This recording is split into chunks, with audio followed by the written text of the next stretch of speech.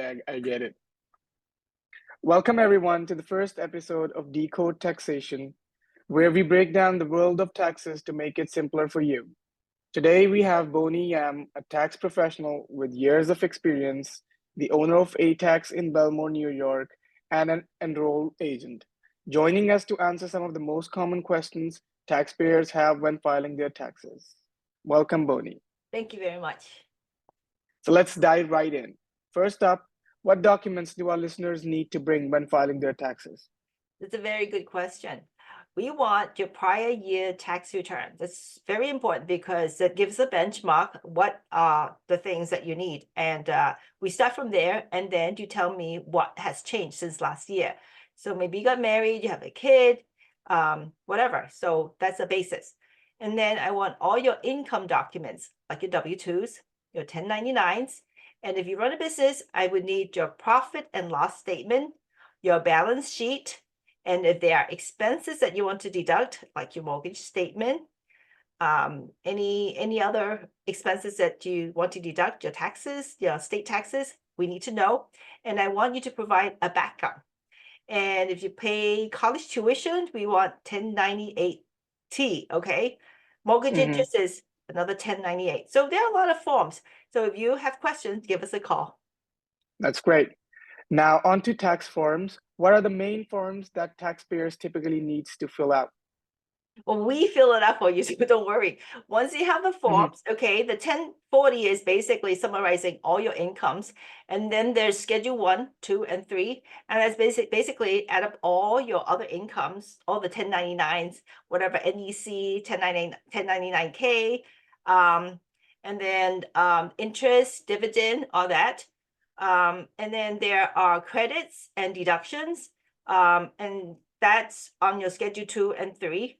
And once everything's entered, it will automatically calculate, and we know what is your adjusted gross income. And depending on your status, like whether you married, file joint, married, file single, head of household, and there are some deductions. And then we figure out your taxes, and after that, we apply the credits from the schedule 1, 2, 3, whatever, and then we'll tell you the net tax that's being owed to the government. All right. So like understanding deductions and credits can be confusing. Can you help our listeners understand which ones they might qualify for? All right, so basically, the government wants to favor families that have children. So when you have a children, you have child tax credit and dependent care credit. So if you have a nanny, if you send the kids to whatever school, get the bills, and then you'll be able to deduct dependent care credit. And also, if you don't have a lot of income, there's something called earned income credit, and it only applies to people between age 25 and 65. And also depending on your family size, so whether you have 1 kid, 0 kid, 2 kids, 3 kids, and how much money you make, the total amount of credit can be pretty high, $6,000-$7,000. So I really encourage people to ask tax pros about it, whether they qualify. And then we can definitely assist. If you're missing by a little bit, we'll think of a few ways to help you enhance your deduction so you will fit in. Awesome. So like time is precious, especially during tax season. How long does it typically takes to file taxes? All depends on how complicated it is. If it's a W-2, you come in, less than 1 hour will get done. Okay, it's just one piece of paper. Yes, we need to ask you some questions, and we have to type in a lot of numbers, but shouldn't be too long. The biggest issue is that the paperwork is not complete, the numbers are not complete, we don't have backups, and then certain things that keep changing. Sometimes it's unavoidable because either situation change or we were able to find another way to help you save taxes, and of course, then we should fix it. But a lot of times it's like you should make sure that all the documents are ready before we file. Otherwise, it's just going to drag on and then more susceptible to mistakes. Yeah. So moving on to the fees, what can taxpayer exactly expect to pay for tax preparation services? What should be in the mind of the tax preparer? That's what everybody asks. The first thing is, how are you going to charge me? Okay, and then we have it depends. No, what I want to tell you is that people get confused. They think that it is very, very cheap. It can be very cheap if you do a lot more yourself. I mean, what you see, there's a lot of online tax softwares, but then you do Hmm. all the work, okay? But when you walk into our tax office, we actually provide a lot more services. Besides that, we help you with the tax filing. We look at everything, make sure that you're not missing out anything, and we also check the latest tax credits, tax deductions, make sure that you did not miss out on any of that, because that can really add up to a lot of money. We don't want to just do a fast job. We want to give you the maximum tax deduction, maximum tax credit. So you're very happy when you walk out of the office. That's nice to know. That's helpful. Oh, so are there any discounts or promotions available for filing taxes with you? Well, okay, so I was just thinking, people who are seniors, obviously, they're not making a lot of money, and this might not be the first thing they want to do. So, we certainly want to offer some discount for people who are 65 and above, and also for community service workers, like people who work for the police, firemen, teachers. They really give our heart to serve the community. So we want to help them as much as possible. Hmm. Okay. So it's essential to cover all the bases. So, like, can you assist with both federal and state tax filings? Oh, yeah, definitely. I mean, a lot of times people have more than one state, so we'll help them with multiple state filings. That's a given. All right.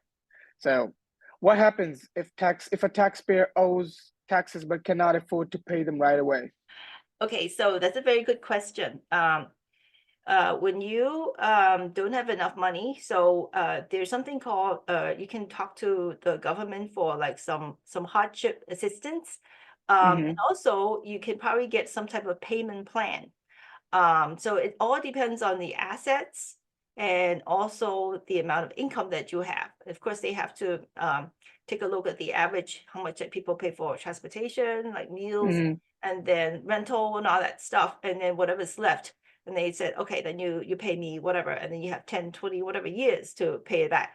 Most of the time when that happens, you need somebody who's a special agent to help you negotiate with IRS. You have to understand that if you don't do anything and you don't can't afford the payment, tax penalty and interest keep adding on, compounding. Like half a year, less than 1 year, it can easily double the amount, double. So don't think that I don't have a solution, so let me just wait on it. The longer you wait, the more expensive it's gonna be. All right. So, reviewing past returns can uncover missed opportunities. Do you offer a review service for previous tax returns? Actually, I have a very curious mind. I always like want to know, figure out, how can we help you save? So if somebody walks in and says like, Bonnie, last year we have to pay the government $10,000. And when I do the tax return again this year, how come, Hmm. you don't have to, you don't owe so much tax, what's going on? So we want to dig deeper. Is it because of income issue, tax withholding issue, you forgot some credits, filing status issue? So what I like to do is like do scenario studies. So go back. He's like, can you give me your prior year tax return? Let's, review it. If I were to refile it, like change some of this status, instead of married file joint, married file single, married file joint, is that going to make a difference? And then, of course, if we were able to help you save a lot of money, let's refile, let's do an amendment. Hmm. E-filing has become increasingly popular. Do you offer electronic filing services? I think almost everybody's doing electronic. So once it's sent, you don't have to go to the post office, okay? So you don't have to do certified Hmm. mail, okay? And you got acknowledgement, okay? It's being accepted, or whatever the status is. So you have it, and it's great. It saves a lot of time. And even if they ask you a little bit more money, I think it's well worth it. All right. So, like major life events can have tax implications. What should taxpayer be aware of if they have experienced significant changes this year? A lot of times is that you get married, right? Okay, so the status change, or if you have a kid, then you start having like a child tax credit, dependent care credit. So yes, and also it also has a lot to do with tax planning too. So when you have two kids, maybe you'll be eligible for earned income credit, and the bigger the family size, the higher the income, but everything is subject to your AGI. So they're gonna screen it down. The more you make, the less it's gonna give back and whatever percentage. So you really do have to come to somebody who's a little bit more sophisticated with some tax software to help you figure it out. It's very hard to figure out yourself. Uh-huh. So confidentiality is crucial when dealing with financial information. Yes. How do you ensure the security of sensitive data? Most important, I think it's just like you don't want loose piece of paper flying anywhere. Okay, so we don't want to keep any of your paper. We get what we need and we return everything back to you. Okay, so once Mm-hmm. everything is uploaded online, all the software, everything has to be secure. We buy the software from like a very reputable company. So we have it as an e-copy, and then we just share with you the e-copy. We don't want to have anything like paper anymore. Of course, we can keep paper, but we prefer, for me personally, I think it's much easier for everybody using electronic. Right. So like facing an IRS audit can be stressful. Do you offer audit support or assistance if a taxpayer receives an audit notice? Yes, we actually do assist people with tax resolution, but that's completely separate. It's an additional service that we offer. But Mm-hmm. right now, we're focusing on tax prep. Great, great. So time flies and deadlines approach quickly. What happens if someone misses a tax filing deadline? Sorry. No. First of all, you need to file an extension before when you know that you don't have enough time, so you should file an extension. Okay, so but then even if the report is not done or you got an extension, doesn't mean that if the taxes is due, you still have to pay. Okay, even if you extend it, doesn't mean that you extend the deadline of paying. Okay, so you have to make an estimated payment on the day that you send in the tax extension. So Mm-hmm. so those are two different things. And people kind of assume that if I file an extension, I don't have to pay until I file my taxes. No, that's not true. Okay. So it start owing the minute it hit. Actually, if you miss it by the tax return, you owe by quite a huge amount because you did not do estimated tax withholding, you might also get into trouble. So I would say make sure that you don't owe too much. Okay. If you think you're owing, please pay by April 15th. Mm-hmm. So tax laws are always changing. Are there any recent changes that might affect taxpayers this year? Every single year.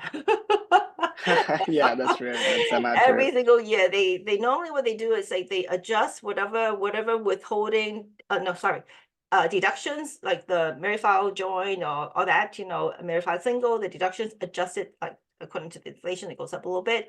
And then for retirement plans, okay, so that if you invest in retirement plan, that will lower your taxable income. Okay, every year they also adjust it up a little bit. So you need to go and check. So what is the current status? Is 7,005 for IRA or 7,006, 7,008? Every year change a little bit. So that's something for you to keep in mind. Okay. And then the new ruling is that the Secure Act 2.0, which says a couple things. There's RMD. I don't know if people know RMD. It's required minimum distribution. So Mm-hmm. like when you invest in retirement accounts, it's tax deferred. You don't have to pay. But at one point, the government wants their share too. Okay. So in the past, it's 70 and a half, but I think it's extended to 72 years old now. All right. And the other thing Okay. you want to know is that government wants you to save. Okay. They really want to encourage people to save. And this is for business owners. If your business has been around for 2 or more years, okay, and then you have 10 or more employees, you're required to have a 401k plan, a retirement savings plan. Okay.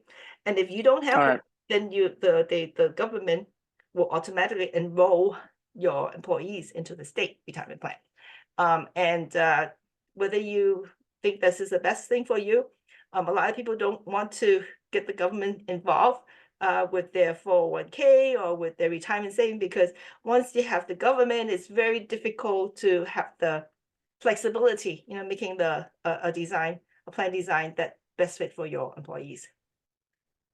Great. Yeah. So tax questions just don't arise during tax seasons. Do you offer support for tax-related inquiries throughout the year? Yeah, okay. So, but a lot of times, like, you have to understand the best time to plan is like right after you file your taxes, because you get all your information up to date and you know exactly how much you owe, how much you have to pay the government. If you are owing a lot, why? Is it because of withholding? You're not withholding enough? And if other things that you figure out, how come maybe I should be a little bit smarter in whatever how I organize my finance, or when you're about to retire, you if you take money out from your IRA account or your 401k, you have to start paying taxes. How much should you be taking? So if I have $500,000, obviously I'm not going to take them all out. Otherwise I have to pay a lot of taxes. So somebody has to kind of walk you through, figure out how much you need. Okay. And then how much income is coming in and how much to withdraw to minimize how much you have to pay taxes. So that takes a little bit more planning. Yeah. So finally, let's talk about additional services. Do you offer services like retirement planning or estate planning? Okay, so I am very, very familiar with retirement planning. That's what I've been doing for over 20 years. So I do understand how to set up a 401k plan, defined benefit plan. If you have more money and you want to save more, we certainly can assist. Also, Medicare. A lot of people getting older and older, and they want to know how to get the Medicare plan that fits best depending on their health needs. So we also have the knowledge to assist. And then the other thing is, which we pride ourselves is financial wellness teaching, education. And I have been the adjunct professor for SUNY for the last 5 years, teaching financial wellness. And I've written like 4 books. And also I have online classes. I think that you have to start, as soon as you're ready, when the money start coming in, because you talk about compounding. Profits can compound, but if you do the wrong thing, it can compound negatively too. So, and then after a while, if you don't take care of money, you don't have enough time to make up for the lost time. So if I want to have a good life, yes, I do too. Everybody does. But if you're 20, okay, that's fine. You haven't started saving. If you're 30, you haven't started saving. You have to really start thinking, okay? But Yeah. you're 40, not just that you haven't started saving, but you still have a lot of student debt, like 200,000. Well, where are you going to get the money to buy a house?